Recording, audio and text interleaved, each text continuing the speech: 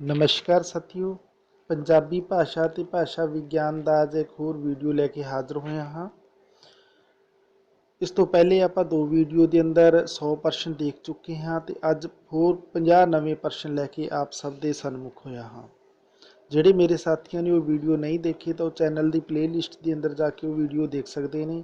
खास तौर पर इन्होंने प्रश्नों का संबंध नैट जो UGC NTA द्वारा करवाया जा रहा है। इस तो अलावा जेकर तुसी पंजाबी विषय की स्पैशल या लिटरेचर के तौर पर तैयारी करते हो तो उसके लिए भी आप दे लिए ये 50 प्रश्न ने जोड़े हर रोज़ मिलने वाले बड़े ही किफ़ायती कहे जा सकते हैं।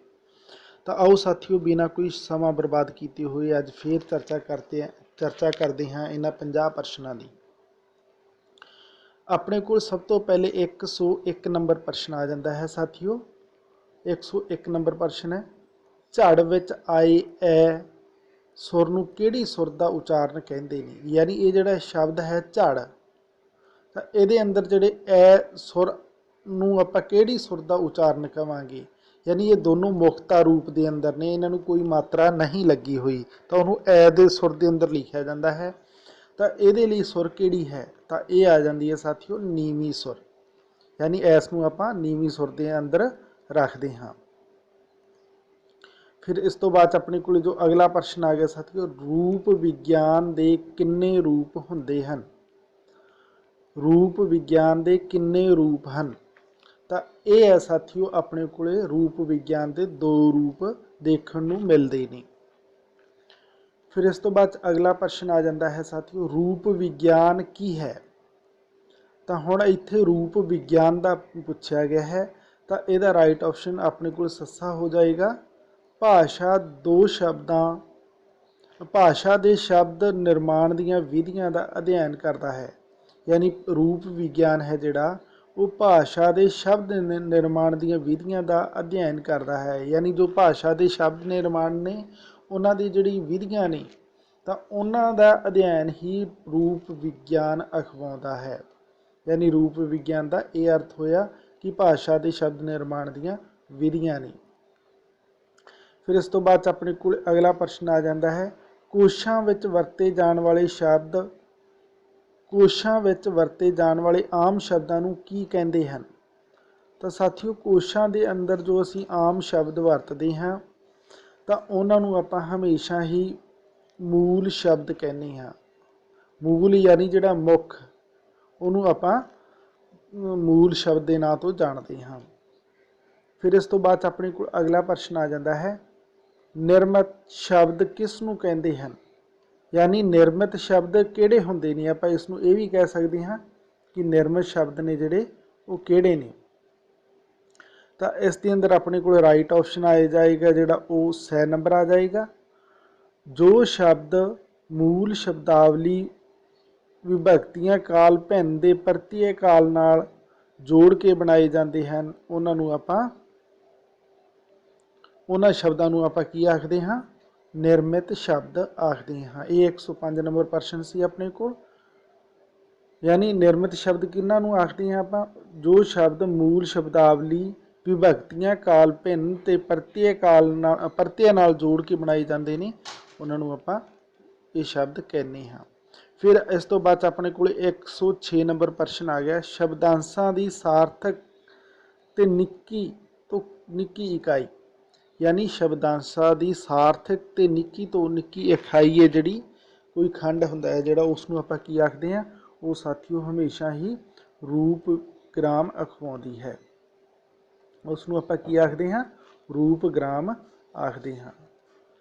फिर इस तो बाद अपने को अगला प्रश्न आ जाता है 107 नंबर है, शब्दांशां की सार्थक ते निक्की तो निक्की इकाई रूपग्राम है किस दे विचार ने। यानी ये जिहड़ी परिभाषा है ये किहड़े विद्वान की है। परिभाषा एक बार फिर देख लांगे, शब्दांशां की सार्थक ते निक्की तो निक्की इकाई रूपग्राम है। आ किहड़े विद्वान ने कहा सी, तो साथियों ये कहने वाला विद्वान सी निड्डा। उन्होंने ये गल कही सी कि शब्दांशां की सार्थक ते निक्की तो निक्की इकाई रूपग्राम हुंदी है।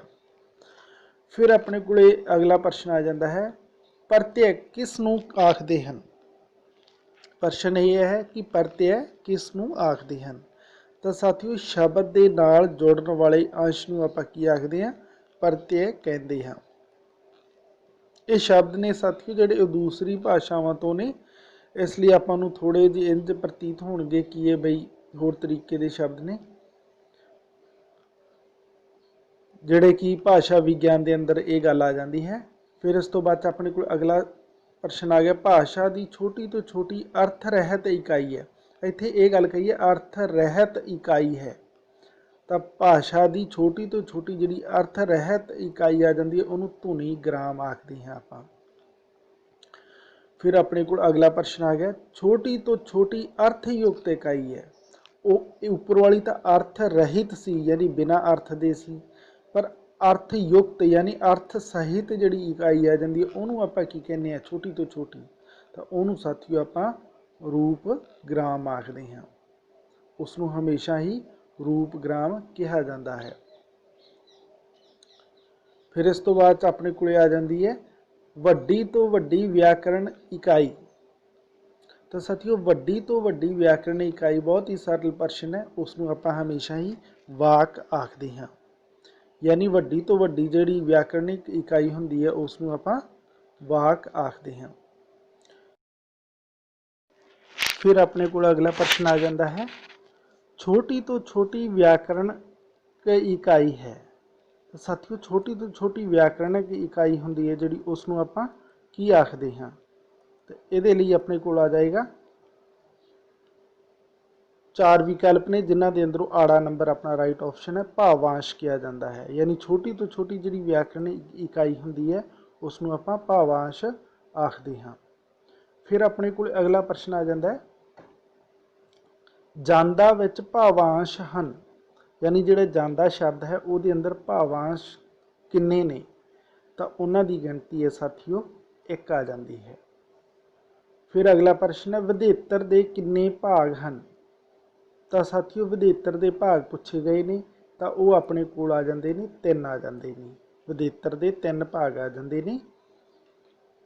ਫਿਰ ਆਪਣੇ ਕੋਲ ਇਸ ਤੋਂ ਬਾਅਦ ਅਗਲਾ ਪ੍ਰਸ਼ਨ ਆ ਜਾਂਦਾ ਹੈ ਸਾਥੀਓ, ਅਗਲਾ ਪ੍ਰਸ਼ਨ ਆ ਗਿਆ ਜੋ ਰੂਪ ਗ੍ਰਾਮ ਦੀ ਪਛਾਣ ਦੇ ਤਰੀਕੇ। ਤਾਂ ਰੂਪ ਗ੍ਰਾਮ ਦੀ ਪਛਾਣ ਦੇ ਤਰੀਕੇ ਨੇ ਜਿਹੜੇ ਉਹ ਇਹ ਸਾਰੇ ਹੀ ਆ ਜਾਂਦੇ ਨੇ, ਜਿਵੇਂ ਕਿ ਸ਼ਬਦਾਂ ਦੀ ਗਿਣਤੀ ਦੇ ਆਧਾਰ 'ਤੇ ਆਪਾਂ ਰੂਪ ਗ੍ਰਾਮ ਦੀ ਪਛਾਣ ਕਰਦੇ ਹਾਂ। ਕਈ ਵਾਰ ਪੂਰਾ ਸ਼ਬਦ ਹੀ ਰੂਪ ਗ੍ਰਾਮ ਹੁੰਦਾ ਹੈ ਅਤੇ ਕਈ ਵਾਰ ਇੱਕ ਹੀ ਸ਼ਬਦ 'ਚ ਕਈ ਰੂਪ ਗ੍ਰਾਮ ਹੁੰਦੇ ਹਨ।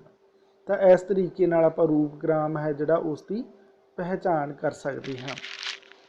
ਫਿਰ ਆਪਣੇ ਕੋਲ ਇਸ ਤੋਂ ਬਾਅਦ ਅਗਲਾ ਪ੍ਰਸ਼ਨ ਆ ਜਾਂਦਾ, ਜਿਹੜੇ ਸ਼ਬਦ ਮੂਲ ਸ਼ਬਦਾਂ ਨਾਲ ਜੁੜੇ ਹੁੰਦੇ ਹਨ ਉਹ ਕੀ ਅਖਵਾਉਂਦੇ ਨੇ? ਯਾਨੀ ਐਸੇ ਸ਼ਬਦ ਜਿਹੜੇ ਮੂਲ ਸ਼ਬਦਾਂ ਦੇ ਨਾਲ ਜੁੜੇ ਹੁੰਦੇ ਹਨ ਉਹਨਾਂ ਨੂੰ ਆਪਾਂ ਕੀ ਆਖਦੇ ਹਾਂ? ਤਾਂ ਉਹਨਾਂ ਨੂੰ ਆਪਾਂ ਬੱਝਵੇਂ ਰੂਪ ਗ੍ਰਾਮ ਆਖਦੇ ਹਾਂ। ਉਹ ਸ਼ਬਦ ਹਮੇਸ਼ਾ ਹੀ ਬੱਝਵੇਂ ਰੂਪ ਗ੍ਰਾਮ ਅਖਵਾਉਂਦੇ ਨੇ। ਫਿਰ ਅਗਲਾ ਪ੍ਰਸ਼ਨ ਹੈ, ਪੰਜਾਬੀ ਵਿੱਚ ਸ਼ਬਦ ਸ਼੍ਰੇਣੀਆਂ ਹਨ। ਤਾਂ ਪੰਜਾਬੀ ਵਿੱਚ ਸ਼ਬਦ ਸ਼੍ਰੇਣੀਆਂ ਦੀ ਸਾਥੀਓ ਗਿਣਤੀ ਹੈ ਜਿਹੜੀ ਉਹ ਹਮੇਸ਼ਾ ਹੀ 5 ਆ ਜਾਂਦੀ ਹੈ। ਫਿਰ ਇਸ ਤੋਂ ਬਾਅਦ ਅਗਲਾ ਪ੍ਰਸ਼ਨ ਆ ਜਾਂਦਾ ਆਪਣੇ ਕੋਲ, ਤਤਸਮ, ਤਦਭਵ, ਅਰਧ ਤਤਸਮ, ਵਿਦੇਸ਼ੀ, ਦੇਸੀ ਕਿਸ ਦੇ ਰੂਪ ਨੇ? ਯਾਨੀ ਜਿਹੜੇ ਆਪਾਂ ਤਤਸਮ, ਤਦਭਵ, ਅਰਧ ਤਤਸਮ, ਵਿਦੇਸ਼ੀ, ਦੇਸੀ ਇਹ ਕਿਹਦੇ ਰੂਪ ਕਹੇ ਜਾ ਸਕਦੇ ਨੇ? ਤਾਂ ਇਹ ਸਾਥੀਓ ਸ਼ਬਦ ਸ਼੍ਰੇਣੀਆਂ ਦੇ ਰੂਪ ਆਖੇ ਜਾ ਸਕਦੇ ਨੇ। ਫਿਰ ਇਸ ਤੋਂ ਬਾਅਦ ਆਪਣੇ ਕੋਲ ਜੋ ਅਗਲਾ ਪ੍ਰਸ਼ਨ ਆ ਜਾਂਦਾ ਹੈ ਸਾਥੀਓ ਉਹ ਹੈ ਪ੍ਰਮਾਤਮਾ ਸ਼ਬਦ। ਯਾਨੀ ਜਿਹੜਾ ਪ੍ਰਮਾਤਮਾ ਸ਼ਬਦ ਹੈ ਉਹ ਕੀ ਹੈ? ਤਾਂ ਸਾਥੀਓ ਇਸ ਦਾ ਰਾਈਟ ਆਪਸ਼ਨ ਹੈ ਜਿਹੜਾ ਉਹ ਊੜਾ ਨੰਬਰ ਹੋ ਜਾਏਗਾ, ਇਹ ਤਤਸਮ ਸ਼ਬਦ ਹੈ। ਫਿਰ ਅਗਲਾ ਪ੍ਰਸ਼ਨ ਆ ਗਿਆ, ਲਾਈਮੈਂਟਸ ਆਫ ਸੈਮੀਓਲੋਜੀ ਦਾ ਕਰਤਾ ਕੌਣ ਹੈ? ਯਾਨੀ ਜਿਹੜੀ ਇਹ ਰਚਨਾ ਹੈ, ਇਹ ਕਿਰਤ ਹੈ, ਇਸ ਦਾ ਰਚਨਾ ਕੌਣ ਹੈ? ਤਾਂ ਸਾਥੀਓ ਇਸ ਦਾ ਜਿਹੜਾ ਰਚਨਕਰਤਾ ਹੈ ਉਹ ਰੋਨਾਲਡ ਬਾਰਥ ਹੈ। ਯਾਨੀ ਅਲਾਈਨਮੈਂਟ ਆਫ ਸੈਮੀਓਲੋਜੀ ਹੈ ਜਿਹੜਾ ਉਸ ਦਾ ਕਰਤਾ ਰੋਨਾਲਡ ਬਾਰਥ ਹੈ। ਫਿਰ ਇਸ ਤੋਂ ਬਾਅਦ ਆਪਣੇ ਕੋਲ ਅਗਲਾ ਪ੍ਰਸ਼ਨ ਆ ਜਾਂਦਾ ਹੈ, ਲੈਂਗੁਏਜ ਐਂਡ ਲਿੰਗੁਇਸਟਿਕ ਦਾ ਕਰਤਾ ਕੌਣ ਹੈ? ਬਹੁਤ ਵਾਰ ਪੁੱਛਿਆ ਗਿਆ ਇਹ ਪ੍ਰਸ਼ਨ ਹੈ, ਲੈਂਗੁਏਜ ਐਂਡ ਲਿੰਗੁਇਸਟਿਕ ਯਾਨੀ ਇਹ ਜੇ ਇਹਦਾ ਰਚਨਾਕਾਰ ਕੌਣ ਹੈ? ਤਾਂ ਉਹ ਆ ਜਾਂਦਾ ਸਾਥੀ ਜੌਨ ਲਾਈਨਸ। यानी ओदी यह किरत है, जॉन लाइन्स की यह रचना है। लैंगुएज का करता कौन है? लैंगुएज नाम की जी किरत है उसका करता कौन है? तो साथियों उसका करता आ जाता है ब्लूमफील्ड। ये गल्लां याद रखण वालियां ने, ये पुस्तकां दे नाम ने, इन्हां याद ही रखना पैना, इसका कोई हल नहीं है। फिर अगला प्रश्न आ जाता है पाणिनी की रचना है। तो साथियों पाणिनी की जिहड़ी रचना है उसनूं आपां की आखदे हां? तो उसनूं अष्टअध्याय के नाम तो आपां जानते हैं, यानी पाणिनी की रचना अष्टअध्याय है। फिर अगला प्रश्न आ जाता बूटा सिंह बराड़ की किरत है। तो बूटा सिंह बराड़ की किरत किहड़ी कही जाती है? तो साथियों वो आ जाती है पंजाबी व्याकरण, यानी पंजाबी व्याकरण है जिहड़ी वो बूटा सिंह बराड़ की किरत है। फिर इस तो बाद अगला जो प्रश्न आ जाता अपने कोले, प्रेम प्रकाश सिंह अनुसार भाषा के किन्ने रूप हैं? तो प्रेम प्रकाश सिंह अनुसार जिहड़े भाषा के रूप आ जाते हैं साथियों, उन्होंने आपां 4 हिस्सों के अंदर वंड के पढ़ते हैं। यानी प्रेम प्रकाश सिंह जी के अनुसार भाषा के रूप 4 आ जाते हैं। फिर इस तो बाद अपने को अगला प्रश्न आ जाता है साथियों, हुण आपां अगला प्रश्न देखना है। अपने को जो अगला प्रश्न आ गया 126 नंबर प्रश्न है जो आप देखना है, विहारिक दृष्टि तो विचार करन ते सिट्टा निकलता है कि भाषा विच रूप अते रूपागत अर्थां नूं अलग नहीं किया जा सकता। किस दी दिती परिभाषा है? यानी ये परिभाषा जिहड़ी दिती है किसने दिती है? परिभाषा एक बार फिर देखांगे। व्यवहारिक दृष्टि तो विचार करन ते सिट्टा निकलता है कि भाषा विच रूप अते रूपागत अर्थ नूं अलग नहीं किया जा सकता। ये किस दी दिती हुई परिभाषा है? तो साथियों वो है डॉक्टर हरीश शर्मा की दिती हुई। परिभाषा हमेशा ही आपां नूं याद रखनियां पैंदियां ने। फिर अगला प्रश्न आ जाता है पंजाबी दे स्वर वाहक हैं। तो साथियों पंजाबी दे स्वर वाहक ने जिहड़े वो अपने कोले 3 आ जाते हैं, यानी ऊड़ा आड़ा अते ईड़ी, ये 3 पंजाबी दे स्वर वाहक कहे जाते हैं।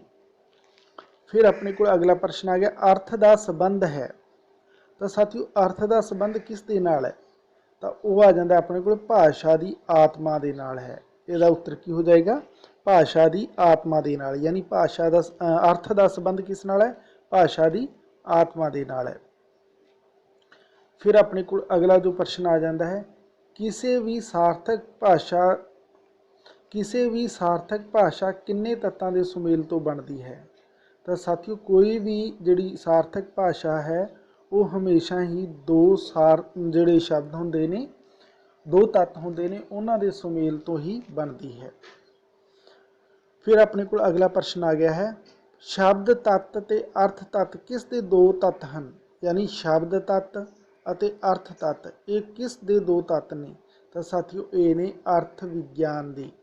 अर्थ विज्ञान के 2 तत्त ने, एक शब्द तत्त ते दूसरा अर्थ तत्त। फिर इस तो बाद अपने को जो अगला प्रश्न आ जाता है, अगला प्रश्न है संकेतक वस्तु ते सोच या संकेत ये 3 अर्थ विज्ञान के अंग किन्ना लेखकां ने दसी? यानी संकेतक वस्तु ते सोच या संकेत ये 3 अर्थ विज्ञान के अंग किहड़े लेखकां ने दसे ने? तो साथियों उहदे लई अपने कोले ऑगडन अते रिचर्ड्स आ जाते हैं। इन्हों ने ये गल दसी सी कि अपने को 3 अर्थ विज्ञान के अंग आ जाते हैं, संकेत, संकेतक वस्तु ते तीसरा आ जाता सोच या फिर संकेत। ये 3 ने जिहड़े आपां नूं अर्थ विज्ञान के अंग दसे ने। फिर इस तो बाद अपने को 32 नंबर प्रश्न आ जाता है जो आप देखना है समानार्थक शब्द। यानी समानार्थक शब्द ने जिहड़े वो किहड़े हुंदे ने? अर्थां दे आधार ते शब्दां दा वर्गीकरण किया जाता है, जिहड़ा उन्हां नूं आपां समानार्थक शब्द आखदे हां। यानी अर्थां दे आधार ते आपां जदों शब्दां दा वर्गीकरण करते हैं तो वो अपने समानार्थक शब्द हुंदे ने। फिर इस तो बाद अपने को अगला प्रश्न आ जाता है साथियों 133 नंबर है समनाम शब्द की हुंदे ने? तो साथियों समनाम शब्द हुंदे ने जिहड़े शब्द इक्को जिहे अर्थां ਕਾਰਨ ਇੱਕ ਦੂਜੇ ਵਰਗੇ ਹੁੰਦੇ ਨੇ ਉਹਨਾਂ ਨੂੰ ਸਮਨਾਮ ਸ਼ਬਦ ਆਖਦੇ ਹਾਂ। ਯਾਨੀ ਸਮਨਾਮ ਸ਼ਬਦ ਨੇ ਜਿਹੜੇ ਕਿਹੜੇ ਹੁੰਦੇ ਨੇ, ਐਸੇ ਸ਼ਬਦ ਜਿਹੜੇ ਇੱਕੋ ਜਿਹੇ ਅਰਥਾਂ ਕਾਰਨ ਇੱਕ ਦੂਜੇ ਵਰਗੇ ਹੁੰਦੇ ਨੇ, ਯਾਨੀ ਇੱਕ ਦੂਸਰੇ ਵਰਗੇ ਹੀ ਹੁੰਦੇ ਨੇ ਜਿਹੜੇ, ਉਹਨਾਂ ਨੂੰ ਆਪਾਂ ਸਮਨਾਮ ਸ਼ਬਦ ਆਖ ਦਿੰਦੇ ਹਾਂ। ਫਿਰ ਇਸ ਤੋਂ ਬਾਅਦ ਆਪਣੇ ਕੋਲ ਅਗਲਾ ਪ੍ਰਸ਼ਨ ਆ ਜਾਂਦਾ ਹੈ।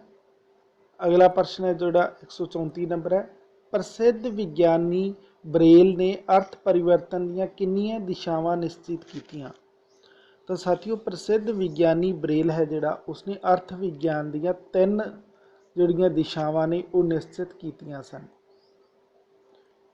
ਫਿਰ ਇਸ ਤੋਂ ਬਾਅਦ ਆਪਣੇ ਕੋਲ ਜੋ ਅਗਲਾ ਪ੍ਰਸ਼ਨ ਆ ਜਾਂਦਾ ਹੈ, ਅਰਥ ਉੱਚਤਾ ਅਤੇ ਅਰਥਹੀਣਤਾ ਕਿਸ ਦੇ ਪੱਖ ਹਨ। ਅਰਥ ਉੱਚਤਾ ਅਤੇ ਅਰਥਹੀਣਤਾ ਇਹ ਕਿਸ ਦੇ 2 ਪੱਖ ਕਹੇ ਜਾ ਸਕਦੇ ਨੇ। ਤਾਂ ਸਾਥੀਓ ਇਹ ਹਮੇਸ਼ਾ ਹੀ ਅਰਥ ਵਿਗਿਆਨ ਦੇ 2 ਤੱਤ ਕਹੇ ਜਾਂਦੇ ਨੇ।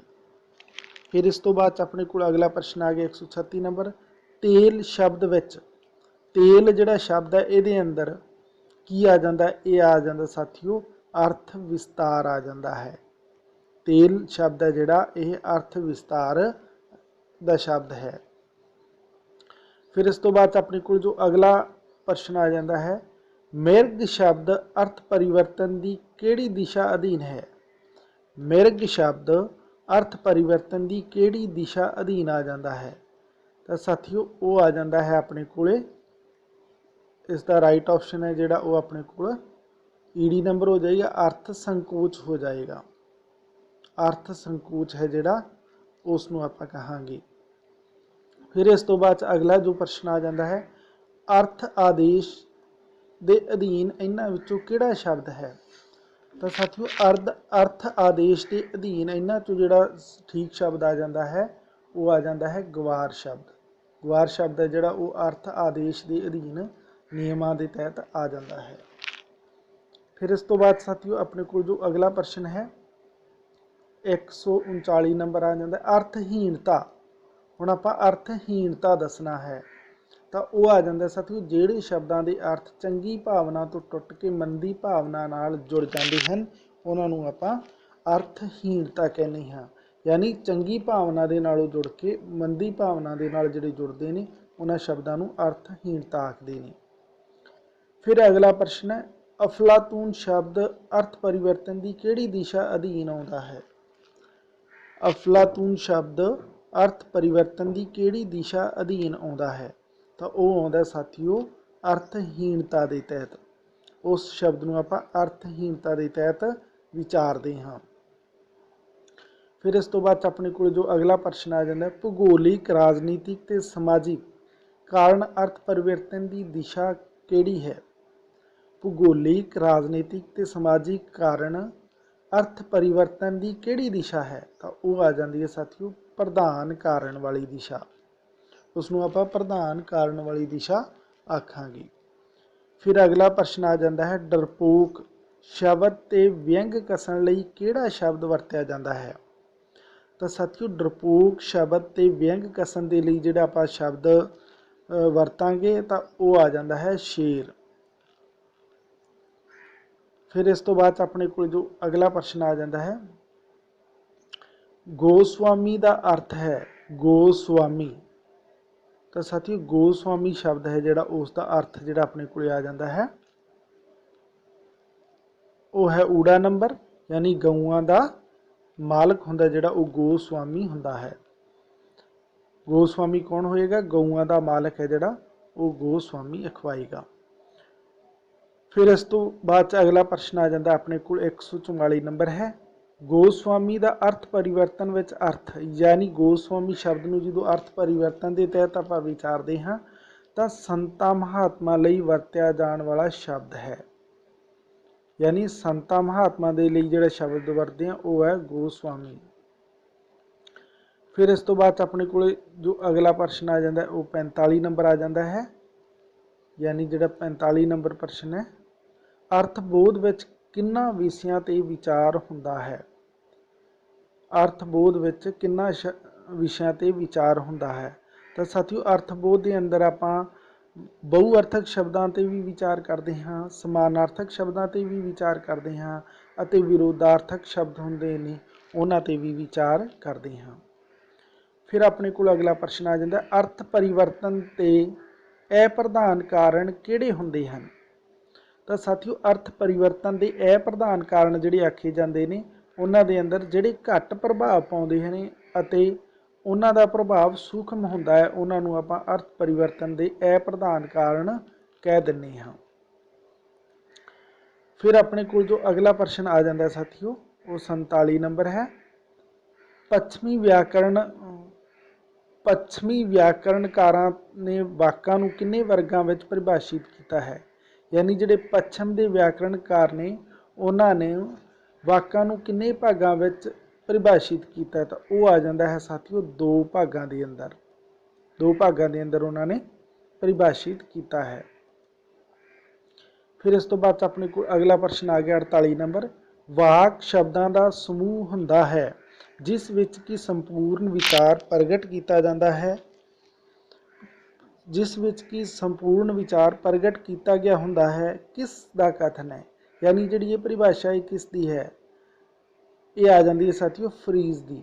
ਯਾਨੀ ਫਰੀਜ਼ ਹੈ ਜਿਹੜਾ ਉਸ ਦੀ ਦਿੱਤੀ ਹੋਈ ਪਰਿਭਾਸ਼ਾ ਹੈ। ਵਾਕ ਸ਼ਬਦਾਂ ਦਾ ਸਮੂਹ ਹੁੰਦਾ ਹੈ ਜਿਸ ਵਿੱਚ ਕਿ ਸੰਪੂਰਨ ਵਿਚਾਰ ਪ੍ਰਗਟ ਕੀਤਾ ਗਿਆ ਹੁੰਦਾ ਹੈ, ਇਹ ਕਹਿਣਾ ਹੈ ਫਰੀਜ਼ ਦਾ।